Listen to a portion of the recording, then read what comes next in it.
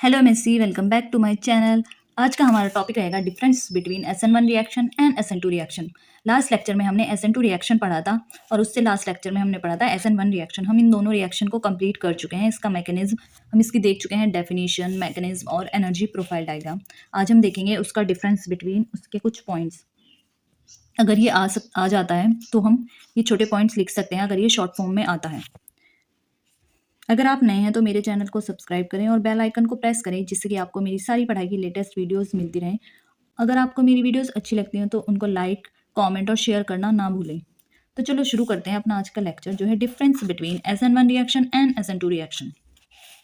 ये देखिए, SN1 reaction जो होगी वो होगी 2 स्टेप मैकेनिज्म, और जो SN2 रिएक्शन होगी वो होगी 1 स्टेप मैकेनिज्म। SN1 रिएक्शन का सेकंड पॉइंट है, SN1 रिएक्शन जो होती हैं वो होती हैं यूनिमोलिकुलर रिएक्शन, और जो SN2 रिएक्शन होती हैं वो होती हैं बायमोलिकुलर रिएक्शन। SN1 रिएक्शन का थर्ड पॉइंट है, product formation takes place by carbocation intermediate. जो प्रोडक्ट का फॉर्मेशन होगा वो कार्बोकटायन इंटरमीडिएट की वजह से होता है। बट जो SN2 रिएक्शन में प्रोडक्ट फॉर्मेशन होगा, product formation takes place by transition state. जो SN2 रिएक्शन में प्रोडक्ट का फॉर्मेशन होगा वो ट्रांजिशन स्टेट की वजह से होता है।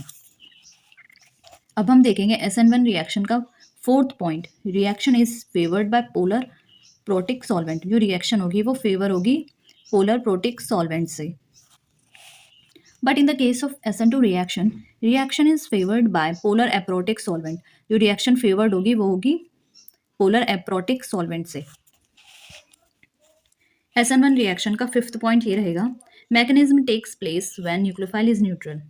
जो मैकेनिज्म होगी वो तब होगी जब न्यूक्लियोफाइल न्यूट्रल होगा।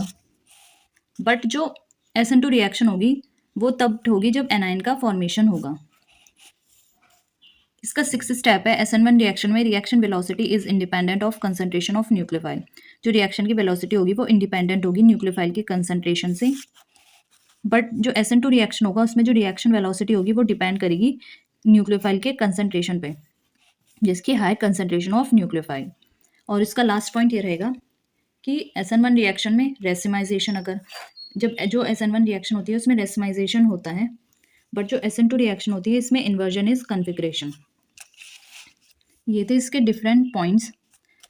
SN1 रिएक्शन 2 स्टेप मैकेनिज्म होगा, यूनिमोलिकुलर रिएक्शन होगी, और जो प्रोडक्ट फॉर्मेशन होगा वो कार्बोकटायन इंटरमीडिएट की वजह से होगा।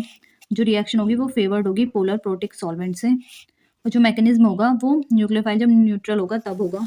रिएक्शन वेलोसिटी इंडिपेंडेंट, जो रिएक्शन वेलोसिटी होगी वो न्यूक्लियोफाइल की कंसंट्रेशन पे डिपेंड नहीं करेगी, और इसमें रेसिमाइजेशन होता है।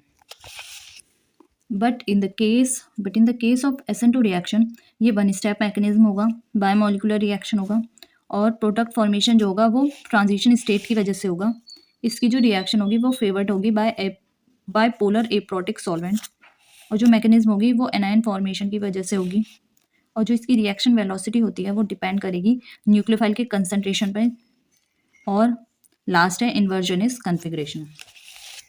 होप ये लेक्चर आपके लिए यूजफुल होगा। अगर ये शॉर्ट फॉर्म में आता है तो आप इतना ही लिख के आइएगा, और अगर लॉन्ग फॉर्म में आता है तो मैंने आपको डेफिनेशन, उसकी मैकेनिज्म और एनर्जी प्रोफाइल डायग्राम करा दिया है, आप वो भी लिख सकते हैं। साथ में ये भी लिख के आइएगा अगर लॉन्ग क्वेश्चन आता है।